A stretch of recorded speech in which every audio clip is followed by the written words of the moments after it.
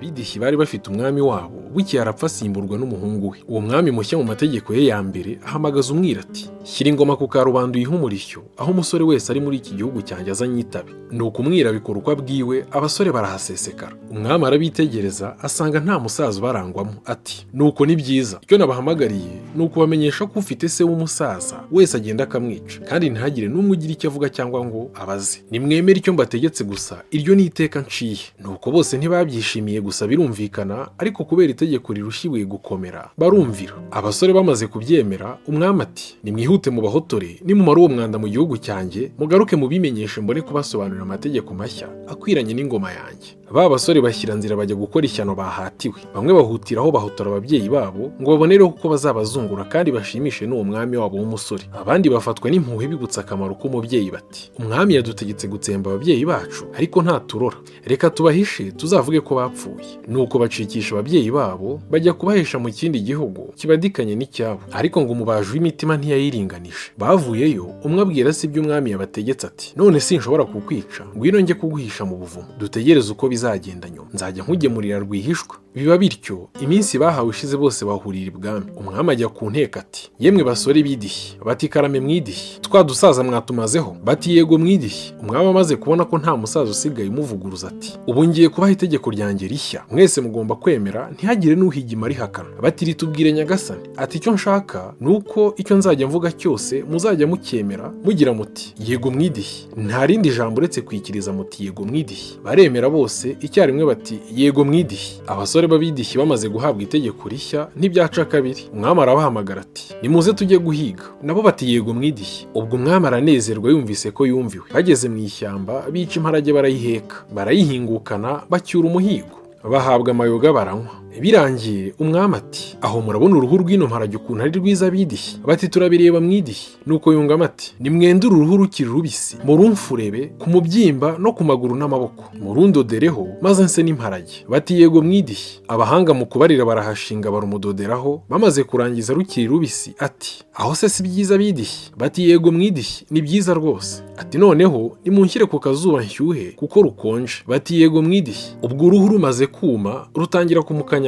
Nibwo atabaje ati, rurankanyaga bidishyi? Bati yego ruragukanyaga mwidishyi. Ati aho ga ndapfuye bidishyi? Bati aho gurapfuye mwidishyi. Ati nimuntabare bidishyi? Bati nibagutabare mwidishyi. Ati inyota iranyishe bidishyi? Bati inyota iratwishe mwidishyi. Ati uruhu rurumye bidishyi? Bati uruhu rurumye mwidishyi. Bityo bityo kuva ku gasusuruko kugeza mu mashenguruka. Nuko bataha bagenda bavuga mu mayira ibyabaye ku mwami wabo. Bose bari abasore, ubwenge ari mahwi. Bageze imuhira, wa muhungu wahishe se mu buvumo ajya kumusura amugemuriye. Umukambwe amubaza amakuru y'ibwami. Umuhungu amutekereza uko byagenze kuva ku itegeko rya mbere kugeza ku muhigo no ku ruhu rw'imparage. Ati kandi yadutegetse ko icyo azajya avuga cyose aricyo tuzajya twemera. None dusize avuga ngo aho ndapfuye bidishyi, natwe tuti aho gurapfuye mwidishyi. Ati runyumiyeho bidishyi, tuti rukumiyeho mwidishyi. Ati nimuntabare bidishyi, tuti niba gutabara mwidishyi. Wa musaza arabyiyumvira ati byatangiye ryari? Uwo mubyeyi w'impuhwe n'imbabazi abwira umuhungu ati, mwabapfumwe, umwami wacu agiye gutangishwa n'ubwenge buke bwanyu, njyana ibwami wenda banyica, ariko njye nisanga atarahwera ndamukiza. Nuko umuhungu aramujyana, bagezeyo basanga agiye kunoga. Ako kanya ahamagaza umuvure awuzuzamo amazi, baramuterura bawumuryamishamo. Hashize umwanya uruhu rutangira guhehera, rurongera ruroroha, barumubamburaho ariruhutsa ati, ahi ndakize kandi nkijijwe n'umuntu mukuru. Ashima wa musore wahishe se, abaza niba hari abandi babahishe ngo babahishure bagaruke mu byabo. Nuko aca iteka ati, ingoma ibihumbi ntawe ugaye umusaza kuko aba afite ubwenge bw'ingoma nyinshi yariye. Nuko abakambwe batahutiweho n'urubyaro rwabo basubizwa ibyabo n'ubukuru bwabo. Sinjye wahera hahera umwidishyi.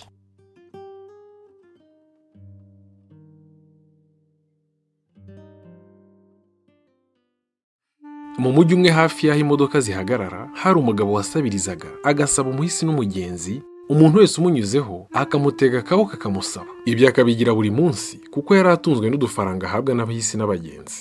Umunsi umwe yicaye ahantu akunda gusabiriza yicaye, abona umugabo w'umukire mwiza wambaye neza.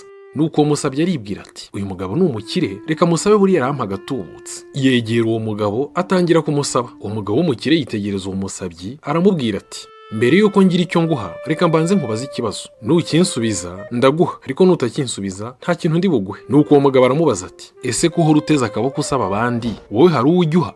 wa mugabo usabiriza aramusubiza ati ntawe ngira icyo mpa kuko njye ndi umutindi ntacyo ngira natanga. Nuko wa mugabo w'umukire aramubwira ati niba ntacyo ujya utanga nawe ntukwiriye gusaba, yewe ntukwiriye no kugira icyo uhabwa. Ati njye ndi umucuruzi, nemera ko umuntu akwiye gutanga nawe agahabwa, kuko ukuboko kudatanga ntigukwiriye kwakira. Kubw'ibyo rero niba hari icyo ufite wampa kimpe nanjye ndaguha. Akimara kumubwira atyo abonye ko ntacyo amusubije, yurira imodoka arigendera. Wa mugabo usabiriza asigara yumiwe, maze aribwira ati impamvu ntabona amafaranga menshi nuko ntacyo ngira mpa bampa, ahubwo nirirwa nsabiriza. None se ubu ngewe umutindi ni iki naha abantu koko? Aribaza biramushobera. Aragenda amara iminsi biratekereza icyo we nk'umukene yatanga, biramushobera rwose. Afata umwanzuro ati kuva ubu ngiye gushaka ikintu nzajya nk'umuntu wese uzajya umpa. Ariko ubwo uwo mugabo usabiriza akaba yari atuye ahantu himezaga indabo nziza. Nuko arazitegereza maze yunguka igitekerezo ati ngiye guca indabo, maze uzajya umpa igiceri wese nzajya nanjye muha ururabo, ibyibuze byitwe ko ntanze.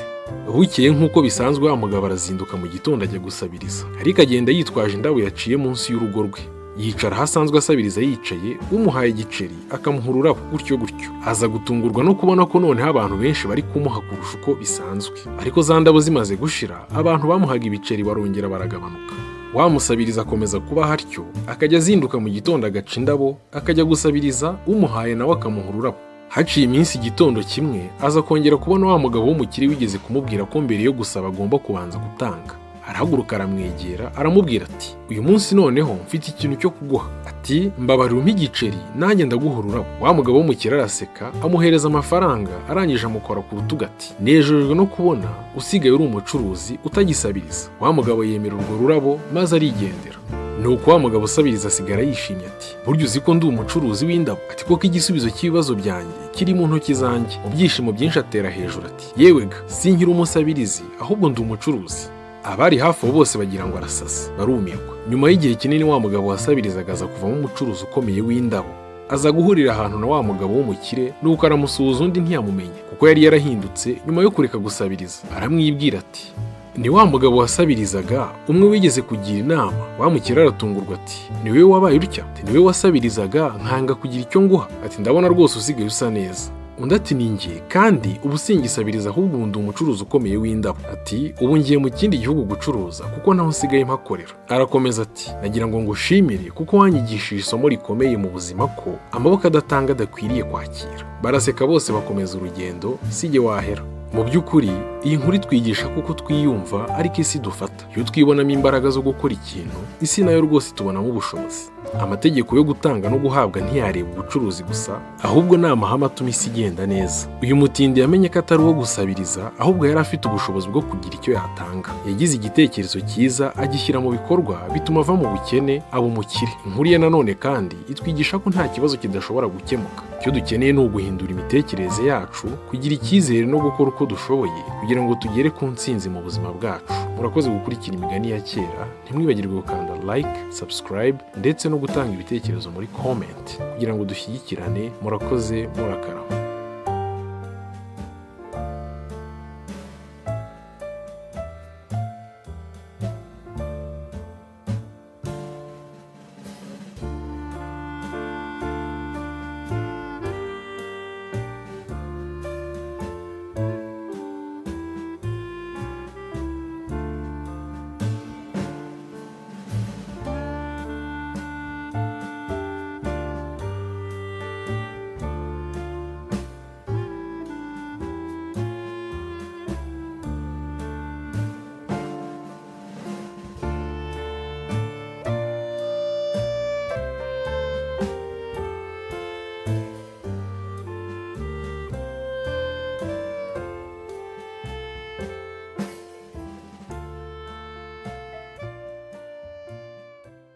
Habaye umugabo akitwa Ruhuga Rwandagije, akaba umutunzi cyane. Yari atunze ubushyo bw'inka n'intama nyinshi, ariko adafite abana. Ruhuga yari afite inshuti ye magara, bakuzura cyane bakagenderana. Ruhuga Rwandagije yagenderaga inshuti ye bakanywa bakivuga bagaseka, ariko Ruhuga we ntiyasekaga na rimwe. Iyo nshuti ye nayo yaba yamugendereye nanone bagaseka bakishima, Ruhuga we ntaseke, agaceceka maze bikababaza inshuti ye cyane. Hashize iminsi myinshi ya nshuti iramubwira iti umva rero twaruzuye kuva kera, ariko ntera agahinda ko ngushimisha nkaguha inka ukarenga ntuseke, naba naje wowe bikaba kwa kundi ntuseke, none ko ndeba iyo ngeso yawe igiye kuzaduteranya twangane. Ruhuga rwandagije aramusubiza ati shaka inzoga nanjye nshaka indi, maze tujya hiherereye ahantu hatava izuba, maze nkubwire ikimbabaje. Inzoga barazishaka bajya ahantu hatava izuba. Ruhuga ati umva ikintu gihora kimbabaje, nuko ntunze inka n'ibintu byinshi ariko singira urubyaro. Inshuti ye imaze kumwumva iramubwira iti uzashaka inzoga nziza maze tujye kwa Mashira ya Sabugabo kuraguza, agahinda ufite kazashire. Ruhuga ashaka inzoga nziza maze kuzibona arazikoreza baragenda. Ngo bagere ku musozi wo hakurya yo kwa Mashira bahasanga umukobwa w'impazi ya Magama, akaba mushiki wa Mashira. Akibabona arababaza ati murajya he mwa bagabo? Bati hari aho tujya. Ati ni munsogongeze kuri iyo nzoga, kandi ndabiruzi nta handi mugiye hatari kuri iyo nyana y'imbwa ngo ni Mashira. Niho muzijyanye mugiye kumuraguzaho, agiye ngo gupfusha umwana w'umukobwa kandi arahisha urugo. Baragenda bataragera kwa Mashira bacumbikaho. Bukeye inzoga barazisiga baragenda no kwa Mashira, bajyanywe no kubanza kumutata. Bahingutse mu irembo Mashira ati murajya he n'iriya mbwakazi y'agakobwa yantutse, igiye gutwara inda y'indaro. Ati nimusubiraneyo ndanze kubaragurira. Nagenda baragurire. Basubira inyuma basanga wa mukobwa, bagezeyo baramubwira ngo nabaragurire uwo bari basanze yanze kubaragurira. Impazi ya Magoma aza kumenya ko musaza we yamututse ngo azatwara inda y'indaro. Bamuha izo nzoga arazinywa, arangije abwira Ruhuga rwandagije ati untambire inda y'indaro ngo utambire iyo kubyara. Ruhuga rwandagije arongora Impazi ya Magoma amutambira inda y'indaro, undi nawe amutambira inda ibyara. Inzoga zisigaye z'ibice zose dore ko Impazi ya Magoma yari yagiye azinywaho, abwira Ruhuga ngo naziteranyirize hamwe maze azikoreze agenda azisembuze, ngo atekeshe ibishyimbo bashyiremo n'amavuta n'umunyu, kandi akanisha inkanda nziza n'umweko wayo, ashake n'ubutega bwiza bw'igikaka azabijyane nk'umuntu ugiye ibwami, kandi ngo azanyure mu ishyamba ngo azahasanga agakecuru kari nyirasenge. Ati uzicisheyo nk'ugiye gushaka igishirira. Amurangira ko ako gakecuru kari nyirasenge se yahemukiye kamubujije kubyara, uzagashyira ibyo bintu byose nkubwiye gushaka. Nuko umuhungu muzima ibintu ajya kubishaka, amaze kubibona aragenda naho ako gakecuru kari kari. Ibintu arabicumbikisha cajya gushaka igishirira. Agakecuru karamubaza kati ahantu hagejejwe n'iki ko nta muntu wundi ahazi? Ruhuga ati nabonye akayira mbona n'umwotsi, mbona ko hari abantu bahatuye. Arakomeza aganiriza agakecuru arakabaza ati muri iri shyamba wahaje ute? Agakecuru kati ni umuroho wahanzanye maze gupfakara, musaza wanjye yanga kunyubakira, caho niyizira muri iri shyamba ndahatura. Nuko umugabo ahamagaza amata baha abana, ahamagaza n'inzoga zitura ka gakecuru, ahamagaza ibishyimbo aha abana bararya barishima, ariko ka gakecuru katazi ko bagira icyo bapfana. Nuko agakecuru kamaze guhaga kabonye n'ibyo kagiriwe byose n'umunyarwanda kati yuu, katubonye umunyarwanda ngo andutire Ruhuga rwandagije. Kati Ruhuga rwandagije ntakabyare ntagaheke. Undi aramubwira ati erega n'igihe wumva. Kati ye endi biri ibyawe sinamenye ko ari wowe, kikoraho na ya nkanda n'ubutega karabimuheza. Ruhuga hendahenda agakecuru ati mukecuru sinari nkuzi, n'ibyo bakugiriye nari ntarabaho, none nje kugutarura no kukuvana muri iri shyamba ngo njye kukubakira. Nuko agakecuru karacururuka kati ubwo uri umwana wanjye ndubona icyo unkorera, nugikora ndamenya ko nkunze. Atenda karaburgize imboga, undi arazirya arangije barahaguruka n'abana bako barajyana. Bageze mu nzira agakecuru kati ubyara uheke mwana wanjye. Bageze iwabo yubakira nyirasenge amuha n'ibintu. Umugore wa Ruhuga rwandagije arasama arabyara abahungu n'abakobwa. Baranezerwa na ya nshuti ye yaza noneho bakizihirwa ibirori bagaseka bakabyina. Sijye wahera hahera umugani.